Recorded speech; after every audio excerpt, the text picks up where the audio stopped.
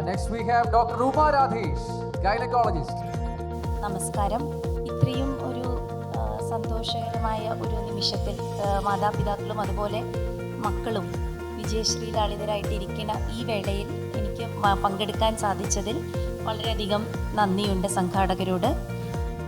ഇപ്പോൾ എല്ലാ സീനിയർ ഡോക്ടേഴ്സും ഇവിടെ കുറച്ച് കാര്യങ്ങൾ അവർ എംഫസൈസ് ചെയ്തു, അവരെടുത്തു പറഞ്ഞു. ഒരു ഡോക്ടർ എന്ന് പറഞ്ഞാൽ അത് തന്നെയാണ് എനിക്കും പറയാനുള്ളത്. നമ്മൾ ഒരു ഡോക്ടർ അല്ലെങ്കിൽ ഒരു MBBSലേക്ക് ചേരുക എന്ന് പറഞ്ഞാൽ എല്ലാവർക്കും കൂടുതലായിട്ട് സുഖസൗകര്യങ്ങളുള്ള ഒരു ജീവിതവും ഒരു വളരെ തിളക്കമാർന്ന ഒരു പ്രൊഫഷനും ആണ് നമ്മൾ പുറമേ നിന്ന് നോക്കുമ്പോൾ ഡോക്ടറിൻ്റെ പ്രൊഫഷൻ എന്ന് പറയുന്നത്. പക്ഷേ അതിൻ്റെ പിന്നിൽ ഒരു വലിയ സ്ട്രഗിൾ, ഇപ്പോൾ നിങ്ങൾക്കറിയാം, എൻട്രൻസിന് പഠിച്ച 2 വർഷങ്ങൾ, ഇങ്ങനെയുള്ള ഒരു നീണ്ട കാലം ഇനിയും ബാക്കിയുണ്ട്. ഇത് ഭയപ്പെടുത്താൻ വേണ്ടി പറയുകയല്ല, നമ്മൾ ആ സന്മനസ്സോടുകൂടി നമ്മൾ അതിൽ മുഴുകി ചേരണം. ഇപ്പം എല്ലാവരും പറഞ്ഞു അവർ പഠിച്ചതും അവരുടെ ഹാർഡ് വർക്കും ദീർഘകാലം നീണ്ടു നിൽക്കുന്ന ഒരു ഹാർഡ് വർക്ക്. ആ പഠനം കഴിഞ്ഞാൽ പിന്നെ സ്കിൽസ് എക്വയർ ചെയ്യാൻ വീണ്ടും ഒരു നീണ്ട കാലം. നമ്മൾ പഠിച്ചിറങ്ങുമ്പോൾ തന്നെ എല്ലാ സ്കിൽസോടും കൂടിയുള്ള ഡോക്ടേഴ്സ് ആവില്ല. പിന്നെ സ്കിൽസ് എക്വയർ ചെയ്യാനുള്ള വീണ്ടുമുള്ള ശ്രമങ്ങൾ.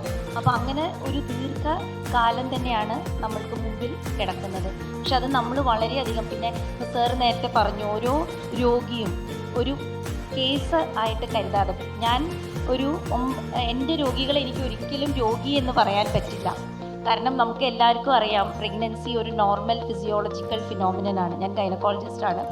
അപ്പോൾ എൻ്റെ രോഗികളെ എൻ്റെ പേഷ്യൻസിന് എനിക്ക് എന്താ പറയുക, രോഗമുള്ളവരാണെന്ന് ഒരിക്കലും പറയാൻ പറ്റില്ല. അവരെ എനിക്ക് എൻ്റെ സുഹൃത്തുക്കളായിട്ടോ അങ്ങനെയൊക്കെയാണ് കരുതാൻ പറ്റുകയുള്ളൂ. കാരണം അവരൊരു അസുഖത്തിന് വേണ്ടി വരുന്നതല്ല, അതൊരു സാധാരണയായിട്ടുള്ള ഒരു കാര്യമാണ്. പിന്നെ നമ്മുടെ സൈഡിൽ നിന്ന് നമ്മളതിൽ സൂക്ഷ്മമായി നോക്കി വേറെ കോംപ്ലിക്കേഷൻസ് വരാത്ത രീതിയിൽ കൈകാര്യം ചെയ്യുക എന്നതാണ്. അപ്പോൾ അതുപോലെ തന്നെ ഏത് തരത്തിലുള്ള ഏത് വിഭാഗത്തിലുള്ള ഡോക്ടേഴ്സ് ആണെങ്കിലും നമ്മളെ കാണിക്കുന്ന രോഗികളെ നമ്മളെ കൂടുതലായിട്ട് നമ്മളെ സുഹൃത്തുക്കളായിട്ടും അവരുടെ പോയിന്റ് ഓഫ് വ്യൂവിൽ അവർ അനുഭവിക്കുന്ന വേദന, പിന്നെ ഞങ്ങളുടെ ഒരു പ്രൊഫസർ, ഗൈനക്കോളജി പ്രൊഫസർ പറഞ്ഞു തന്നിട്ടുണ്ട്. കാരണം നിങ്ങൾ ഒരു ഗൈനക്കോളജിസ്റ്റ് എന്ന് പറഞ്ഞാൽ പലതരത്തിൽ, അതായത് ഏകദേശം ഒരു 10 വയസ്സ് തൊട്ടിട്ട് 70 വയസ്സ് വരെയുള്ള സ്ത്രീകളാണ് ഞങ്ങളുടെ അടുത്ത് വരുന്നത്.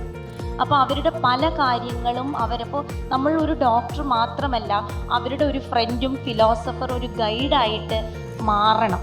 അപ്പോൾ ഇങ്ങനെയുള്ള ഉപദേശമാണ് എനിക്ക്. നിങ്ങൾ പലരും ചിലപ്പോൾ സ്ത്രീരോഗ വിദഗ്ധരായിരിക്കാം, ആയി മാറിയേക്കാം. അപ്പോൾ അവരെ നമ്മുടെ കുടുംബത്തിൽ ഒരു അംഗമായി കരുതി അവരുടെ വിഷമങ്ങൾ, അവരുടെ രോഗം മാത്രമല്ല അവരുടെ വിഷമങ്ങൾ എന്താണ് എന്ന് മനസ്സിലാക്കാൻ ഒരു 5 മിനിറ്റ് ഏറെ സമയം നമ്മൾ OPയിൽ ഭാവിയിൽ കാര്യങ്ങളാണ് പറയുന്നത് എടുക്കണം. പലപ്പോഴും ഭക്ഷണം കഴിക്കാൻ സമയം കിട്ടില്ല. പലപ്പോഴും നമ്മുടെ പല കാര്യങ്ങളും നമ്മൾ ചിലപ്പം ചെയ്യാനുള്ള അവസരങ്ങൾ നമുക്ക് കിട്ടാതെ പോയേക്കാം. പിന്നെ എനിക്ക് ഒരു സ്ത്രീ എന്ന നിലയിലും ഒരു അമ്മ എന്ന നിലയിലും എനിക്ക് മാതാപിതാക്കളോടും പറയാനുള്ളത്, പ്രത്യേകിച്ച് ഇന്നത്തെ സാഹചര്യത്തിൽ മക്കളെ നമ്മൾ ഒരു സുഹൃത്തുക്കളായിട്ട് തന്നെ കരുതണം. എന്നാൽ മാത്രമേ, കാരണം എൻ്റെ സ്വന്തം അനുഭവത്തിൽ നിന്നാണ് ഞാനിതൊക്കെ പഠിച്ചത്. പലപ്പോഴും നമ്മൾ അവരെ വഴക്ക് പറയുമ്പോൾ പല കാര്യങ്ങളും അവർ നമ്മളോട് കൺഫൈഡ് ചെയ്യാനോ വന്ന് പറയാനോ നമ്മളെ ഒരു ശത്രുക്കളായിട്ട് ചിലപ്പോൾ കരുതും. പക്ഷേ അവരെ നമ്മൾ സുഹൃത്തുക്കളായി കരുതി അവരുടെ ഏത് കാര്യത്തിനും നമ്മൾ, അതായത് തെറ്റ് ചെയ്താൽ കൂടെ നിൽക്കണം എന്നല്ല, പക്ഷേ ഏത് കാര്യത്തിലും നമ്മൾ അവരോട് കൂടെ ഉണ്ട്, അവർക്ക് സപ്പോർട്ടായിട്ടുണ്ട് എന്നുള്ള ഒരു മനസ്ഥിതി മാതാപിതാക്കളും കുട്ടികളും. കാരണം ചിലപ്പോൾ പരീക്ഷയിൽ തോറ്റേക്കാം, നല്ല മാർക്ക് കിട്ടാതിരിക്കാം, ഇനി ഭാവിയിലുള്ള കാര്യങ്ങൾ. അപ്പോൾ അത് എന്തുകൊണ്ടാണ്, നിനക്ക് സാധിക്കും എന്ന് പറഞ്ഞ് അവരുടെ കൂടെ നിൽക്കാൻ മാതാപിതാക്കൾക്കും സാധിക്കണം, പ്രത്യേകിച്ച് അമ്മമാർക്ക്. ഞാൻ എപ്പോഴും പറയാറുണ്ട്, നമ്മൾ എപ്പോഴും നമ്മുടെ മക്കൾ പഠിക്കുമ്പോൾ അവിടെ വീട്ടിൽ നമ്മുടെ സാന്നിധ്യം, എത്ര തിരക്കാണെങ്കിലും ജോലിക്ക് പോകുന്ന ആളുകളാണെങ്കിലും വൈകുന്നേരം നമ്മുടെ മക്കളുടെ കൂടെ ആ പ്രസൻസ്, ആ സാന്നിധ്യം അവർക്ക് ഒരുപാട് മെൻ്റൽ സപ്പോർട്ടും സ്ട്രെങ്ത്തും നൽകും. നമ്മൾ അവരുടെ കൂടെ ഇരുന്ന് പഠിപ്പിച്ചിട്ടില്ലെങ്കിലും നമ്മൾ അപ്പുറത്തെ ഭാഗത്ത് TV കണ്ടിരുന്നിട്ട് കാര്യമില്ല. അവർ പഠിക്കുമ്പോൾ അവരുടെ കൂടെ തന്നെ വേറെ അവർക്കൊരു സപ്പോർട്ടായിട്ട് എപ്പോഴും നിലനിൽക്കണം. അങ്ങനെയുള്ള എൻ്റെ അനുഭവത്തിൽ നിന്നുള്ള കൊച്ചു കൊച്ചു കാര്യങ്ങൾ മാത്രമേ എനിക്ക് ഉപദേശിക്കാനാവുള്ളൂ. അപ്പം കാരണം എല്ലാ സീനിയർ ഡോക്ടേഴ്സും പല കാര്യങ്ങളും പറഞ്ഞു. അപ്പം എല്ലാവർക്കും ഒരു ഹാപ്പി ക്രിസ്മസും ഒരു ഹാപ്പി ന്യൂ ഇയറും വിഷ് ചെയ്ത് ഞാൻ താങ്ക് യു മാം.